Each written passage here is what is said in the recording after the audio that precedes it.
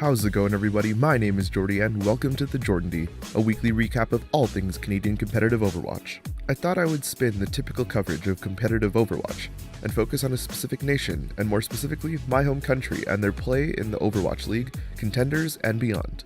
With Canada producing solid players having amazing showings at the World Cup, and with esports growing as a whole in the country, I thought it would be a great opportunity to showcase what Canada has to offer, as places like the States and Korea get a lot more coverage already. Now, with this being the first episode, I'll be mostly focusing on the happenings of the first week of the 2019 Overwatch League season. But as this show evolves, I would love to cover more Contenders/Tier 2, as well as upcoming Canadian players making their way up the ranks. If you have any suggestions on what else I should cover, please let me know in the comments below. Well, without further ado, let's get into it. Starting with the teams representing the only undefeated country left in the OWL, the Toronto Defiant, and the Vancouver Titans.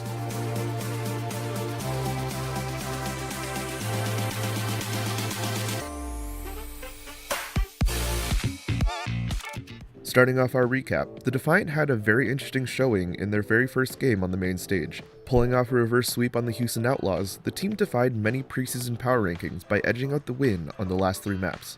After unfortunately falling to the first C9 of the season, the team was able to bounce back and out-GOATs Houston. With both teams going for the 3-3 comp for most of the game, on Nepal Village, both teams went off the meta as Toronto played a triple DPS setup with a solo Winston, while Houston went dive. The Defiant looked strong early using a combo of Stellar with the Sombra EMP and Envy and Rocky on Pharmacy, and won the first round. Unfortunately, Toronto's GOATs game looked weak on the first 2 maps, but picked up as their nerves settled. I definitely think that Stellar's flex to the Bridget role was much better than Lynxer's and the other Outlaws swap to the role, and overall Toronto just ended up lasting longer playing the 3-3 comp as opposed to the Outlaws. Even when Lynxer played Reaper on Volskaya, a pick that's supposed to haunt the 3-3, the Defiant were able to adapt their GOAT style and outplayed the Outlaws by sticking to the composition and denied them on point A. The team's ult economy also improved as the game progressed, which leaves the only question to being how the team will play once the meta changes off GOATs. In Week 2, Toronto plays Defran in the Rain on Friday and the Valiant on Sunday. In other Defiant news, the team announced their academy team, the Montreal Rebellion, on Tuesday night. The team consists of former Florida Mayhem DPS Logix, former SF Shock main tank Nami, Team Canada tank Chain, Team Denmark DPS Naga, a known console support and former first-generation player Tensa, as well as capable Contenders players off-tank Hui and flex support Goliath. I'm loving the Rebellion's branding, and I look forward to keeping an eye on the squad going into the next season of NA Contenders.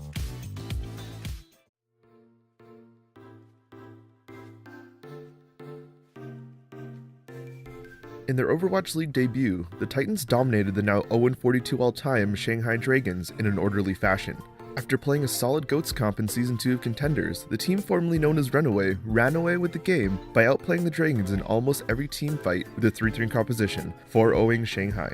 While the Dragons tried to trace their Sombra disrupt with a solo Wrecking Ball, Janu absolutely showed his strong play on the D.Va pick with multiple Pulse Bomb eats on DM's Tracer and some very well placed self-destructs. Bumper also proved to be a top contender in the tank meta with some big plays on Winston and Reinhardt outplaying Gamsu and Genguri. For a team with a tank like Bumper, every member of the Titans still had time to shine. Alongside Bumper and Janu, Seomin Su kept his steady play as Zarya from the Season 2 Contenders finals. Huxel had multiple multi-kills on Bridget, and Slime and Twilight held their own in the backline, leading to maps like the full hold on Hollywood. If you look at the kill feed on many of their team fights, each player is involved at least once every single time. As a whole, I think the team has adapted well to the OWL, and I'm excited to see how they play against some of the top tier 3-3 teams. I think the big issue with Stage 1 is how mechanically inconsistent GOATs comp can be. As much as this game showed how much stronger Vancouver is on the 3-3 versus Shanghai, we can see how deceiving the first week has been since there hasn't been much parity between the supposed stronger teams and the supposed weaker teams. The first few weeks will be hard to use when gauging each team's prowess. Regardless, I think Vancouver looks poised to have a solid week 2 playing the Charge on Saturday and the Shock on Sunday.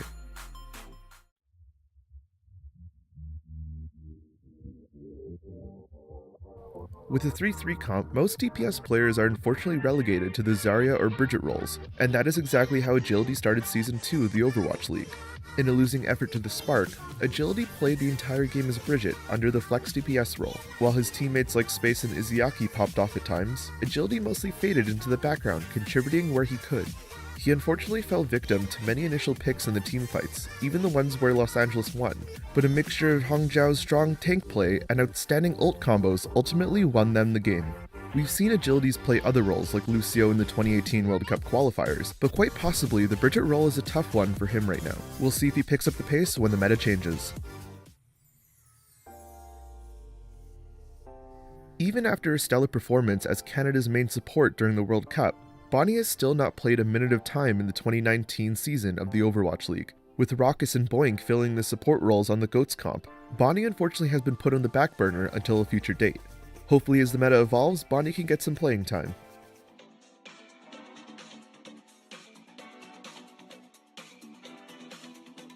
In Week 1, Surefour brought out the first ever Symmetra pick in Overwatch League history.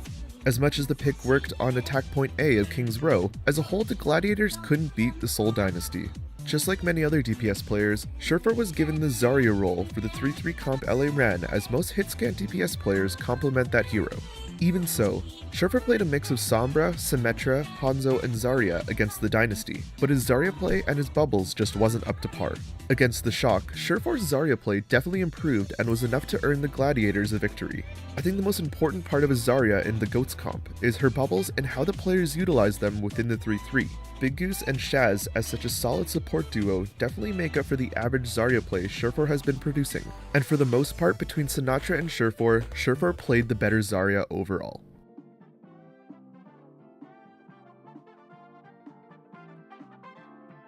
In the Uprising's first game of the season against the powerhouse NYXL, Note played a very solid game flanking his new partner Fusions but fell short to Meko's Sombra play.